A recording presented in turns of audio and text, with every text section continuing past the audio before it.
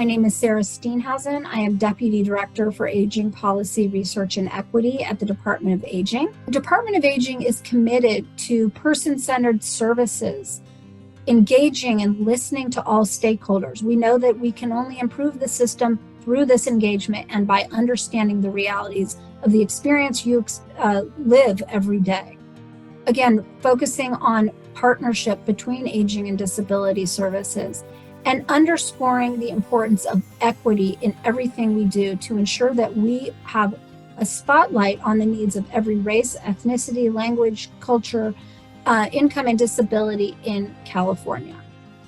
So just as a bit of a context, we know that aging is changing and it's changing California.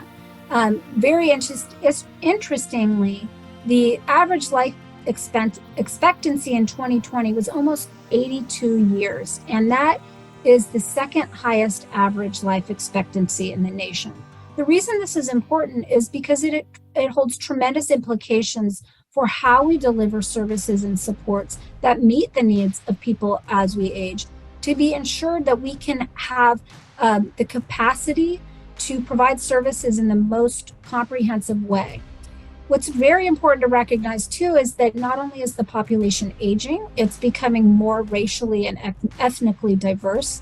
We estimate that by 2030, not only will 1 in 4 individuals be over the age of 60, but the majority of older adults will no longer be white, non-Hispanic older adults. We're seeing increasing rates of race and ethnicity across our population. And this is really important because we have to think about how we ensure that we develop services that are culturally responsive with language access for all individuals, regardless of where they live and what language they may speak or what their background is. So the master plan for aging was released in January of 2021 after extensive stakeholder input, informed by not only advocates for older adults, but also people with disabilities and family caregivers. And ultimately, what it does is it centers around 5 bold goals. And within each of these goals, there are a number of strategies and initiatives that we will be updating next year for the next 2 years of the master plan for aging. The goals address the range of services and supports that people need to age with dignity and independence, including Goal 1, looking at housing and transportation for all ages and stages. Goal 2 is focusing on reimagining our healthcare delivery system so that it's more responsive to the whole needs of the person, looking at better ways to coordinate and integrate services across long-term services and supports, social determinants of health, and healthcare. Goal 3 focuses on inclusion and equity and fighting the isolation that is all too common as people age. So focusing on ways to empower and engage older adults and to undergird everything that we do across all the goals with equity. I think we saw with the pandemic the tremendous disparities across our population and the need to really focus on equity in all we do. The 4th goal focuses on our workforce and really looking at the direct care workforce that's so critical to providing services and supports to people of all ages.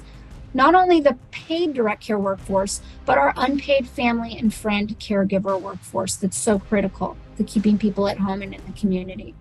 And then finally, Goal 5 focuses on affording aging and how we might fight poverty and senior poverty so that people can age with dignity and independence in their communities. The core services in our aging network primarily are delivered for people over the age of 60, but we also have services and supports for family caregivers, family or friend caregivers who are supporting their loved one at homes. There's a range of different services that I'm about to walk through that are in our aging network, ranging from nutrition and meals to information and assistant to different supportive services, as well as home modification and caregiver support, among others. I know you're going to be learning more about the community-based adult services program, so I won't go into tremendous detail, but these are critical community-based services that allow older adults and people with disabilities over aged 18 who need services and supports to remain in the community. And it allows them to go to a congregate social setting to receive professional nursing services, physical, occupational, and speech therapies, behavioral health services, as well as a number of other social services and supports that people need as they age. And also what's really important is that this program provides transportation to and from the participants' residence. So again, this is available for people aged 18 and over. There are many people with developmental disabilities, I believe, who receive services in community-based adult services settings. So it's a wonderful resource for all of you at the local level.